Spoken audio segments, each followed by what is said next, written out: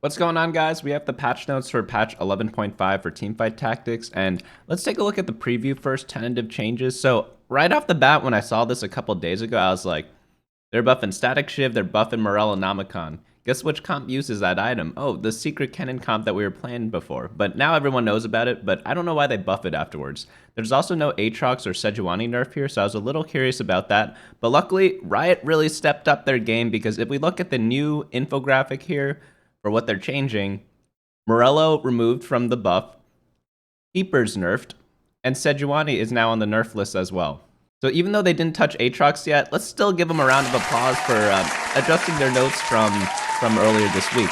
So let's get into the changes right now. System changes, debuff overhaul. Most debuffs in TFT are now part of a shared system. So what this means is that two debuffs on the same person no longer stack, only the stronger effect will take place. For example, if a unit gets applied a 20% attack speed slow and then a 30% attack speed slow, only the 30% attack speed slow will apply. Riot did this to create some consistency and to make it a little easier to understand. So now on to Chosen odds. Wow, this is actually very important. I did not think they were going to make this change. Because we upped the chance of getting a Chosen last patch, folks are hitting 4-cost Chosens too frequently at level 7. They're supposed to be a high roll, so we're bringing it back to being a high roll.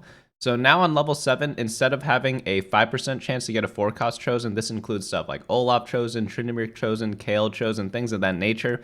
It's now being dropped down to 2%, and then they're putting all the leftovers on 3-cost Chosens. So I'm a little weary about this change. I know a lot of the pro players have been asking for this, but it's going to be a little weird. The patch right now is going to be what the Worlds qualifiers are being played on. So it's a pretty big change in my opinion, because this may change a lot of leveling decisions based on this small change here. It might look very small, but it's pretty critical because it's being reduced by more than half the percent. So next up is traits. Sleeper OP has now been put to sleep. The less sleepy OP trait has also been put to rest. So Keeper shield amount is being reduced. 6 Keeper is now from 275 to 250.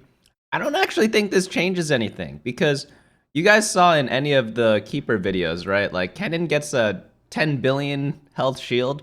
Now it's being reduced to like 9 billion. You're still going to be shielding everything before it expires, in my opinion. So I still think Keepers are going to be really strong this next patch, especially since they didn't change Guardian Angel or Morellonomicon. But after that, we have Vanguards. Vanguards, yeah, another good trait here. They're being nerfed at 8 Vanguards down to 800. And down to 80 magic resist. They also did magic resist nerf at all levels, actually, not just the last one. So for armor, they just changed it at 8 Vanguards, and for magic resist, they reduced it at all levels. I like this change a lot because Vanguard shouldn't get magic resist, at least not that much. So now that's being reduced, it feels a lot better. So now you have to run Mystic if you really want magic resistance. I still think Mystic is kind of like a weak synergy. It's only played because the champions are all really good. Like Yuumi's really good, Zillion's really good, Janna's really good, Shen's pretty good. The only really bad one is Nico, because Nico needs items. But all the Mystic units are great in terms of fighting potential, but the trait is just not that great right now.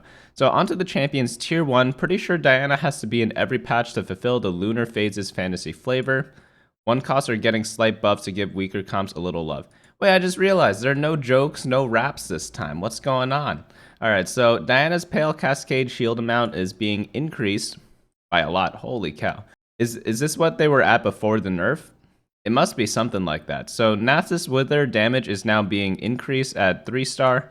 Nidalee mana being reduced, and then Yasuo's Striking Steel damage ratio is now being increased. So they're buffing all the 1-cost units. Interesting.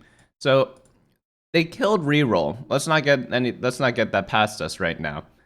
But maybe it's more viable now. Before I said if you don't have 5 or 6 copies of a 1-cost unit at stage 2-1, which is it's very rare that you get that much. Maybe now you only need 4 or 5 at that point. Or maybe you might need even less. Maybe these comps are viable to force once you get the Chosen again. We'll have to find that out in a couple of days. So on to the next change, tier 2 units. Lulu go Burr. Janna, Eye of the Storm shield amount is being reduced at levels 2 and 3. Lulu's max mana and starting mana is being reduced, but overall this is a buff because now it takes less mana to cast her first spell and less mana to cast a subsequent cast. Tier 3, making Veigar's damage a bit taller to allow him to ride the carry go round at the carnival. Akali 5-point strike is being buffed, so Akali buffs. All right, that's nice. Yeah, Akali's pretty weak.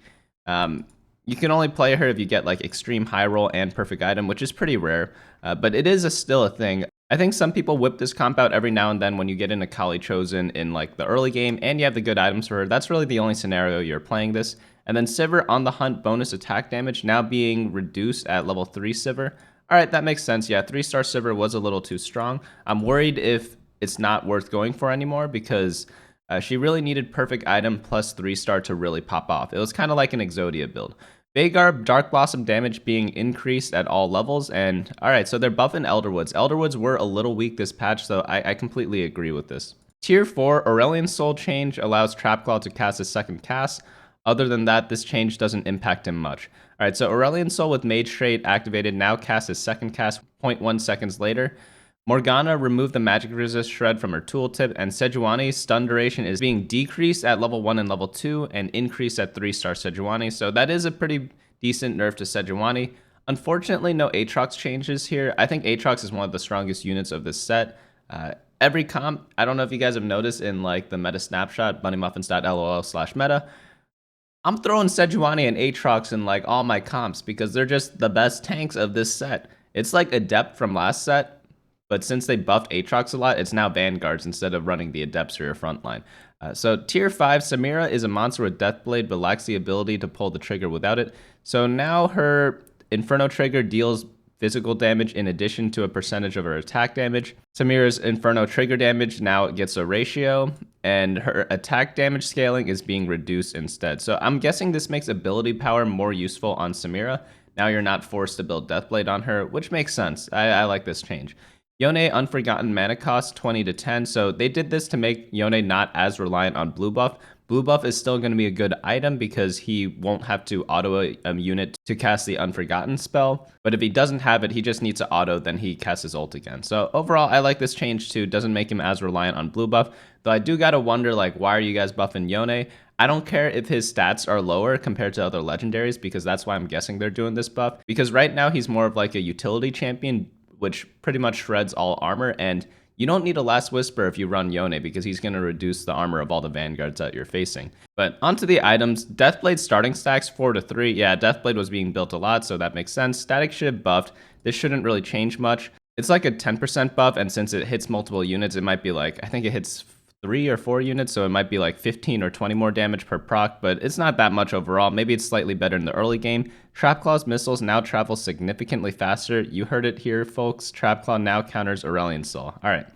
User experience improvements.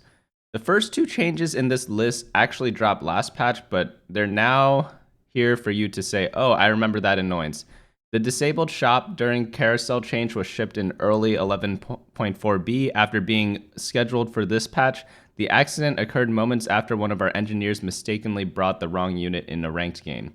Disabled the sell hotkey on PC in round 1. No more selling your only unit by accident and losing to minions, even though they're people too, so there's really no shame in doing so.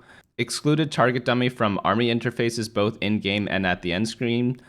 The shop is now properly disabled during carousel rounds, preventing accidental buys when your little legend is hopping in and out of portals. All right, that's good. I always accidentally bought units because you know that little button at the bottom when you're on carousel that is like return to your board or whatever. So if you click that at the end of a round, the button disappears and then your shop pops up and then you accidentally buy a unit and then you don't make interest that round. So it was a little annoying to me. I think from a UI perspective, it was pretty terrible, but I'm glad that they fixed it. Now onto bugs. Jarvan 4 now correctly casts a spell when recasting on the same target with Mage Cap. When multiple copies of Callista are on the board, they will no longer fail to execute a target if the Callista that landed the first spear dies. Fix a bug where Galio would sometimes not land on the largest cluster. That's hilarious. Yeah, that's a great change. I didn't know Galio did that. Fix a bug where Tryndamere's spinning slash damage could benefit from basic attack damage bonus. Whoa. Maybe that's why Tryndamere was so strong. I don't know. Maybe this is a minor buff. I'm not too sure how often this occurred. Fix a bug where Runon's Hurricane was consuming a stack of Tryndamere's spinning slash attack damage bonus to deal bonus damage. And fix a bug where a player surrendered with a champion holding a trait item. The champion could be reacquired from the shop or carousel and still have all their items on them. So this bug's hilarious. I saw it happen in a tournament, and like, let's just check it out. Janna already. Okay, Atrax 2, not bad. Wait, what?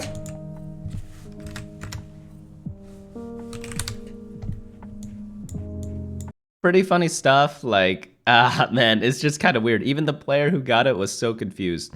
Chonk will now again belly bop.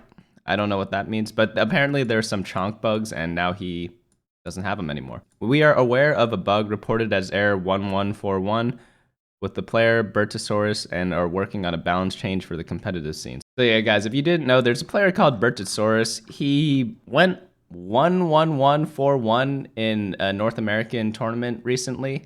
And it's crazy how he did that because he doesn't even play that much TFT because I think he's studying for midterms right now.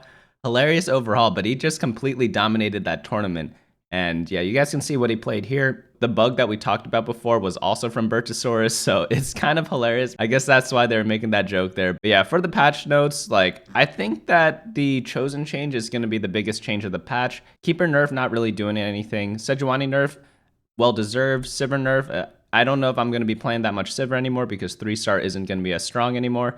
Deathblade, I like the change. Janna was a little too strong. I'm glad that they fixed Samira and Yone so that they're not dependent on certain items so much. Trapclaw change. Trapclaw should be being played much more. It's kind of like an item where it's good, but they're just better options. So I'm glad that they're buffing it. And then they buffed a lot of the one-cost units. I think missing here is Yasuo. Yasuo got buffed too. And they also buffed Elderwood. So lots of changes here. Pretty much all the bad comps got buffed. All the good comps got nerfed. I still expect to see a lot of Olaf and Kaelis, but maybe we see like more rerollers because right now we're seeing like one every other game, and now we might see one every game, which I think is a decent spot, you know? But yeah, that's pretty much it. Let me know your guys' thoughts in the comments, and if you guys are new, like and subscribe. And if you guys want to follow me even more, go ahead, go down into the description below. I have Twitter, Instagram, OnlyFans, all that good stuff. Go subscribe down there, and I will see you Friday for the Meta Snapshot.